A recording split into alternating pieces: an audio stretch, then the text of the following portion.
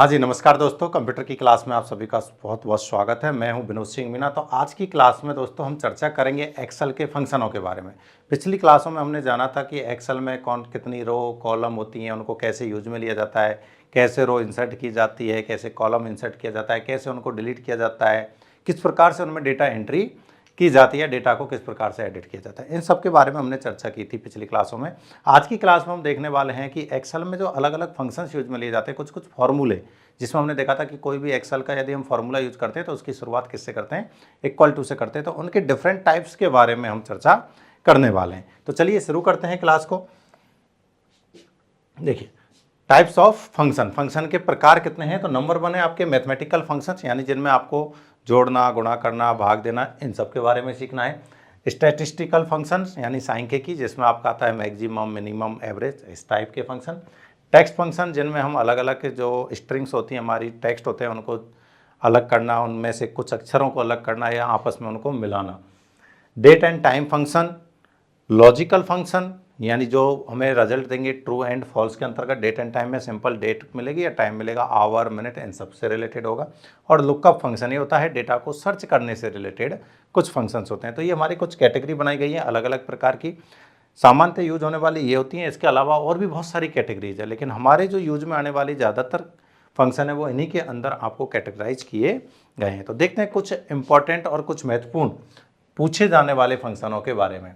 कि सबसे पहला है आपका मैथमेटिकल फंक्शन यानी गणितीय फंक्शन। तो देखिए, गणितीय फंक्शन का उपयोग वर्कशीट में डाली गई संख्याओं पर, वर्कशीट में डाली गई संख्याओं पर गणितीय क्रियाएं करने के लिए। अब गणितीय क्रियाएं कौन कौन सी होती हैं, जैसे कि आपकी जोड़ना, घटाना, भाग देना, ये सब ठीक है करने के लिए काम में लिया जाता है। कुछ मुख्य गणितीय फंक्शंस के बारे में नीचे बताया गया है। तो देखिए, पहला फंक्शन है आपका कौन सा, ABS।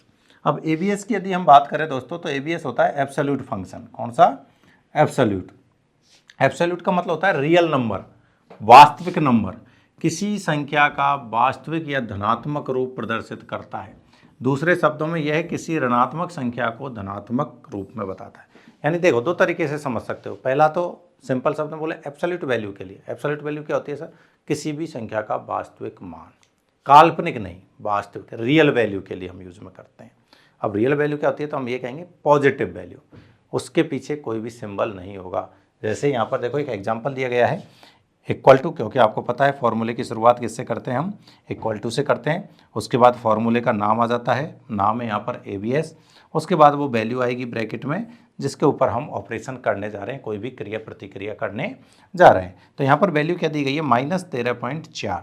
माइनस की वैल्यू को ये क्या कर देगा, प्लस में चेंज कर देगा। यहाँ लिखा हुआ है देखो, ऋणात्मक संख्या को धनात्मक रूप में, यानी जो नेगेटिव वैल्यू है उसको किस में कन्वर्ट कर दिया इसने, पॉजिटिव में। तो बस इसका काम यही है, संख्या के साथ किसी भी प्रकार का कोई परिवर्तन नहीं करता और कोई ऑपरेशन नहीं करता है, सिर्फ सिंबल को कन्वर्ट कर रहा है। ये एक काल्पनिक वैल्यू है, क्योंकि नेगेटिव कोई नंबर नहीं होता है, वो एक इमेजिनरी नंबर होता है।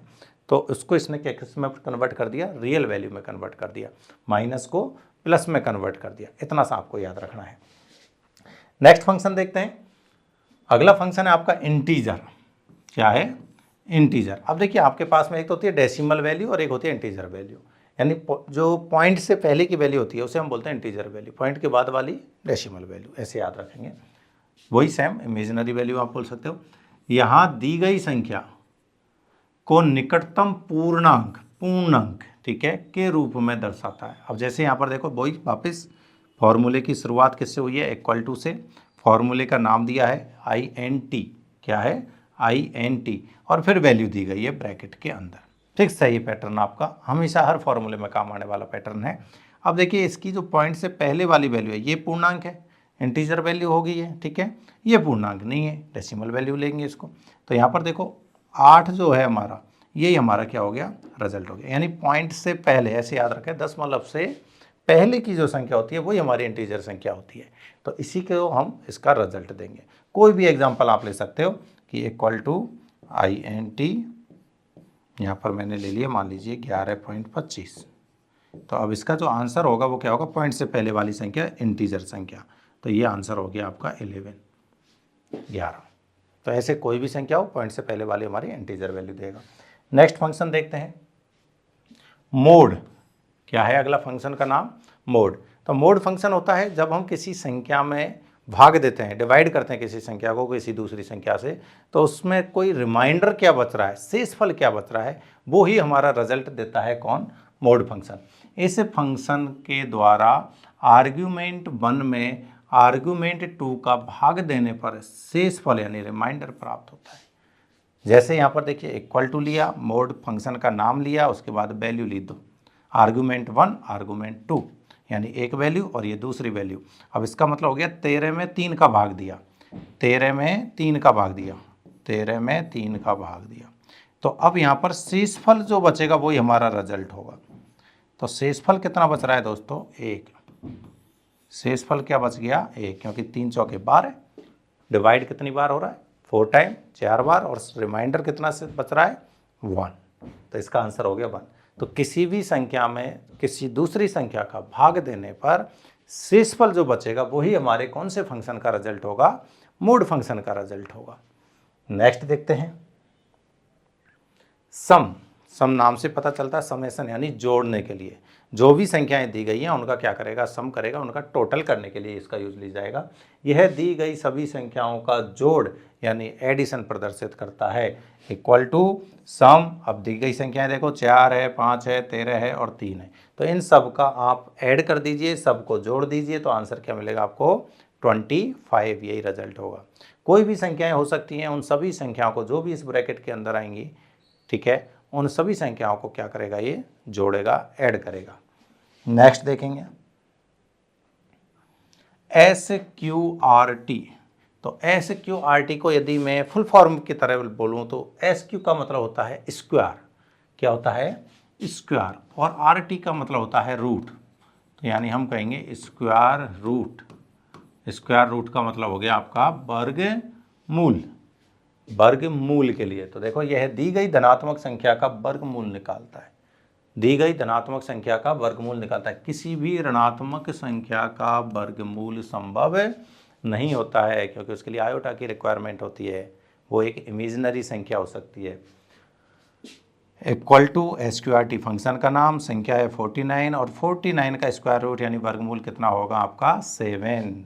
यहाँ पर संख्या होती मान लीजिए आपकी कितनी? 36। तो आंसर कितना होता? 6।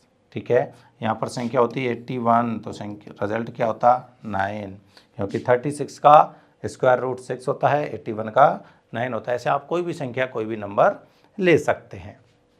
नेक्स्ट फंक्शन देखते हैं दोस्तों, फैक्ट। फैक्ट का यदि हम पूरा देखें तो ये होता है फैक्टोरियल। क्या है ये? फैक्टोरियल के लिए एक ही शब्द याद रख लो, फैक्टोरियल के लिए। यह दी गई संख्या का फैक्टोरियल निकालने का काम करता है और फैक्ट 0 का मान 1 होता है।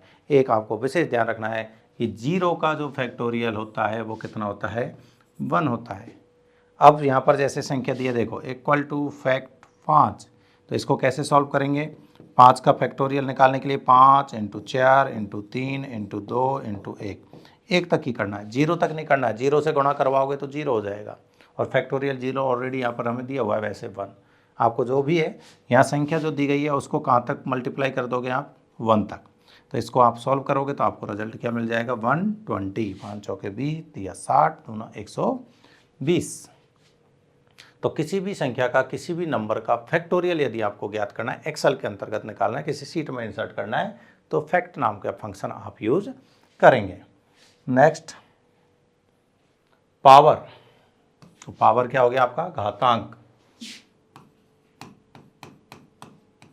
घात।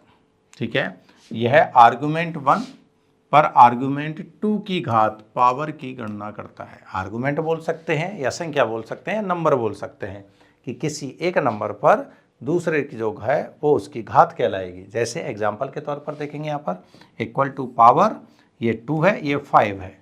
यहाँ का इसका मतलब हो गया 2 की पावर 5, 2 की पावर 5, 2 की घात 5। और जब हम इसे सॉल्व करेंगे तो ये हमें कितना मिलेगा? 32। तो कोई भी संख्या हो सकती है, कोई भी एक संख्या पर दूसरी संख्या उसका घात बनेगी। क्या बनेगी? दूसरी संख्या उसी संख्या की घात, उसकी पावर बनेगी। और जब सॉल्व करेंगे वही हमारा क्या होगा? रिजल्ट होगा। तो ये रिजल्ट हमें डायरेक्ट एक्सेल में देखने को मिल जाएंगे। नेक्स्ट देखिए, आप दी गई संख्या को और भी हैं। राउंड, दी गई संख्या को आर्गुमेंट 2 में ऋणात्मक मान देकर, ये फंक्शन है आपका राउंड, राउंड फंक्शन। ऋणात्मक मान देकर दहाई, सैकड़ा आदि में राउंड ऑफ कर सकते हैं। जैसे देखिए नेगेटिव में दिया है यहाँ पर, ये इक्वल टू है, राउंड है। अब ये संख्या आपको दी गई है और यहाँ दिया गया -2, तो -2 का मतलब हो गया यहाँ पर कि 100 के नियर बाई वैल्यू, जो इस संख्या के नियर बाई वो वैल्यू जो 100 से डिवाइड हो सके। 1234.28 के नज़दीकी वो वैल्यू जो किससे डिवाइड हो सके, -2 का मतलब है 100 से, -2 है तो उसका मतलब 100। ध्यान रहे -2 के लिए 100 है, -1 के लिए 10 है। यदि यहाँ पर -1 होता 2 के स्थान पर तो हम किससे डिवाइड करते, 10 से। -3 है तो आप डिवाइड करेंगे किससे, 100 से, 1000 से।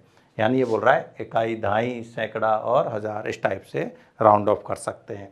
तो डिपेंड करेगा कि यहाँ पर जो नंबर है वो कितना दिया हुआ है। जैसे यहाँ भी हमने एग्जांपल लिया -2 से, तो इसका मतलब हो गया इन सभी संख्याओं के नियर बाई वो संख्या जो 100 से डिवाइड हो सके। यदि यहाँ पर -3 होता तो हम बोलते इनके नियर बाई वो संख्या जो 1000 से डिवाइड हो सके। यदि यहाँ पर -1 होता तो हम बोलते यहाँ पर कि इनके नियर बाई वो संख्या जो 10 से डिवाइड हो सके। तो 1234.28 के नियर बाई संख्या है 1200, जो कि पूरी तरह से 100 से डिवाइड होती है। 50.25 50.25 के नियर बाई संख्या है 100 और 49.55 के नियर बाई संख्या है 0। क्या है, 0। नेक्स्ट देखिएगा सम SQ। अब देखिए सम का मतलब ऑलरेडी मैंने आपको बता दिया, एडिशन होता है, सम यानी ऐड करना, ठीक है। और SQ का मीनिंग होता है स्क्वायर, स्क्वायर यानी पहले ये क्या करेगा, स्क्वायर करेगा, उसके बाद उन संख्याओं को क्या करेगा, सम करेगा।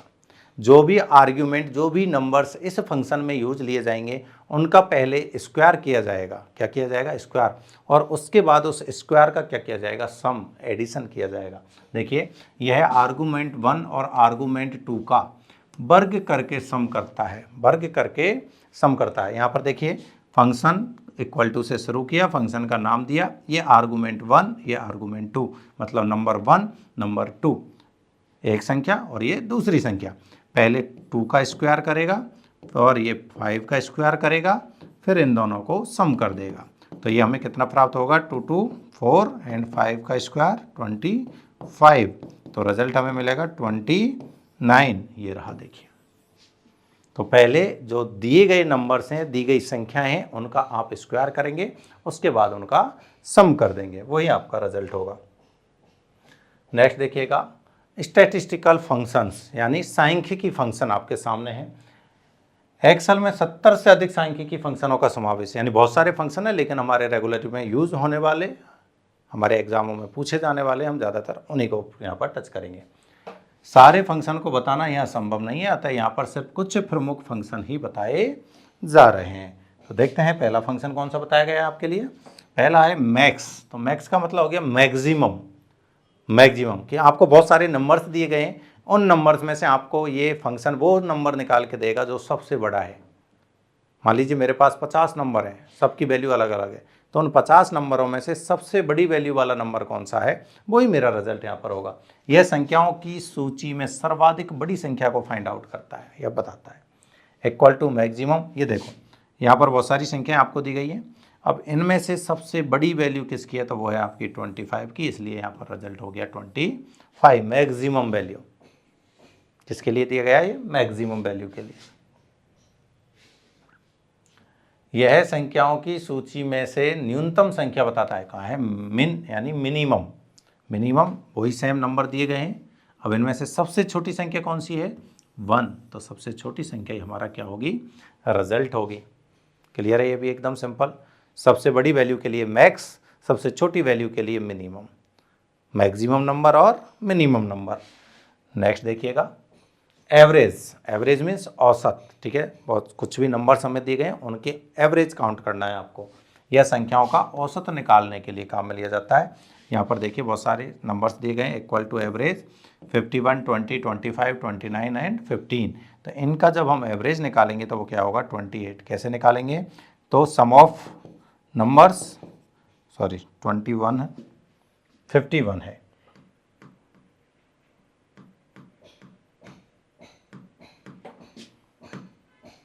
देखिए 51, 20, 25, 29 प्लस 15 डिवाइड बाई नंबर्स 1, 2, 3, 4, 5 कितने से होगा 5 से। तो इसका जो हमें रिजल्ट मिलेगा वो क्या मिलेगा 28।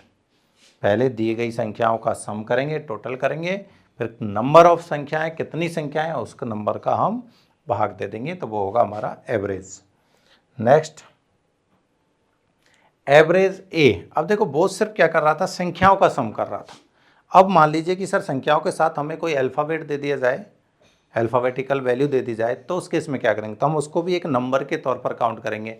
ये देखिए यहाँ संख्याओं और टेक्स्ट का औसत निकालने के लिए उपयोग में लिया जाता है। क्या और ऐड कर दिया साथ में टेक्स्ट, उसमें सिर्फ संख्या थी, एवरेज में सिर्फ संख्या थी, यहाँ पर सिर्फ एक और लगा है, एवरेजिया बोल देते हैं इसको, ए एक्स्ट्रा है। फंक्शन में सिर्फ किसको ऐड किया गया? एक ए को एक्स्ट्रा किया गया, तो ए के साथ क्या आ गया आपका अल्फ़ाबेटिक यानी टेक्स्ट। तो ये देखिए एग्जांपल एवरेजिया एक्स 20, 25 और ये वाई फिर 15। अब इसको भी हम ऐसे ही करेंगे, देखो equal to X plus 20 plus 25 plus Y plus 15। अब डिवाइड बाई कितने हैं 1, 2, 3, 4, 5, तो 5। अब क्या होता है कि इनकी हमारे पास में कोई वैल्यू नहीं है, एक्स और वाई की कोई वैल्यू नहीं है, उस केस में हम इनकी वैल्यू मान लेते हैं 0। क्या मान लेते हैं 0।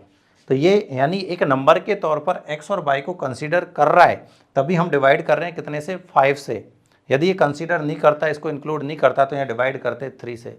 यानी मैं यहाँ पर ए हटा दूँ, इस फंक्शन में से सिर्फ इस ए को रिमूव कर दूँ, तो ये एक्स और वाई को कंसीडर ही नहीं करेगा। ये क्या करेगा 20, 25, 15 डिवाइड बाई 3। यहाँ डिवाइड बाई क्या होगा 3 होगा, जो कि अब हो रहा है 5। तो ये हो गया आपका 12। रिजल्ट क्या हो गया आपका 12 रिजल्ट होगा यहाँ पर। नेक्स्ट फंक्शन देखिएगा काउंट। काउंट को होता है कि दी गई संख्याओं की गिनती करता है, यानी कि आपको एक रेंज दी गई है और उसमें कितनी न्यूमेरिकल संख्या है, जो न्यूमेरिकल संख्याओं वाली सेल है उनकी संख्या बताएगा आपको। देखिए इसमें आर्गुमेंट के रूप में रेंज देने पर यह सिर्फ संख्या वाली सेलों की गणना करता है। जैसे एग्जाम्पल दिया गया है 5, 10, 20 XYZ CBC। अब यहाँ पर क्या है, इनको ये कंसीडर नहीं करेगा क्योंकि ये अल्फ़ाबेट है, ये सिर्फ किनको कंसीडर करेगा जो संख्या वाली सेल है। अब संख्या है 1, 2, 3, तो रिजल्ट हो जाएगा आपका क्या 3, यानी सिर्फ न्यूमेरिकल संख्या वाली सेलों की संख्या काउंट करता है। नेक्स्ट देखिए ये दोनों को लेगा, कंसीडर करेगा, न्यूमेरिकल भी और टेक्स्ट भी, दोनों सेलों वाली संख्या। ये देखिए दी गई संख्याओं और प्रतीक चिन्हों की गिनती करता है, यानी यहाँ पर संख्याएं भी होंगी और आपके प्रतीक चिन्ह भी होंगे। इसमें आर्गुमेंट के रूप में रेंज देने पर यह है खाली सेल के अतिरिक्त सभी संख्याओं को गिनता है, यानी जो ब्लैंक सेल है उनको छोड़ के बाकी की जो भी सेल होंगी उन सबको काउंट करेगा। जैसे देखिए 5, 10, 20 XYZ और CBC, तो इनको भी काउंट करेगा। तो 1, 2, 3, 4 और ये 5, तो आंसर क्या हो गया आपका 5। सिर्फ उन सेलों को छोड़ेगा जो ब्लैंक हैं, खाली हैं। तो ब्लैंक सेलों को छोड़कर बाकी सभी सेलों की संख्या ज्ञात करने के लिए कौन से फंक्शन का उपयोग किया जाता है, वो है आपका काउंटा। ए एक्स्ट्रा है, ध्यान रखना क्या एक्स्ट्रा है आपका ए एक्स्ट्रा है। नेक्स्ट देखिए काउंट इफ। अब ये कंडीशन के आधार पर जैसे बोल देंगे, एक कंडीशन थी कि 10 से बड़ी वैल्यू वाली सेलों की संख्या या 10 से छोटी वैल्यू वाली सेलों की संख्या कितनी है, तो ऐसे कंडीशन के आधार पर यह है फंक्शन सिंगल कंडीशन के आधार पर सेल की संख्या की गणना करता है। अब देखिए जैसे यहाँ पर सेल दी हुई है 5, 10 और 20 और कंडीशन क्या दी हुई है 15 से छोटी लेस देन 15, कि 15 से छोटी कितनी है, तो 1 और ये 2, लेस देन 15, 5 एंड 10, तो आंसर क्या हो गया 2। तो सिंगल कंडीशन के आधार पर सेलों की संख्या ज्ञात करने के लिए, काउंट करने के लिए कौन से फंक्शन का उपयोग करते हैं, काउंट इफ। क्या लगा हुआ है काउंट इफ। नेक्स्ट देखिएगा यह फंक्शन मल्टीपल कंडीशन के आधार पर सेल की गणना करता है, यानी एक से ज़्यादा हैं यदि कंडीशन, जैसे अभी सिंगल कंडीशन थी या मल्टीपल कंडीशन हो सकती है, तो उनके आधार पर सेल की संख्या ज्ञात करने के लिए यूज में लिया जाता है। नेक्स्ट है काउंट ब्लैंक, नाम से पता चल रहा है ये सिर्फ ब्लैंक सेलों की संख्या ज्ञात करने के लिए यूज में लिया जाता है। कितनी नंबर ऑफ ब्लैंक सेल हैं, तो वो संख्या आपको कौन देगा, काउंट ब्लैंक देगा।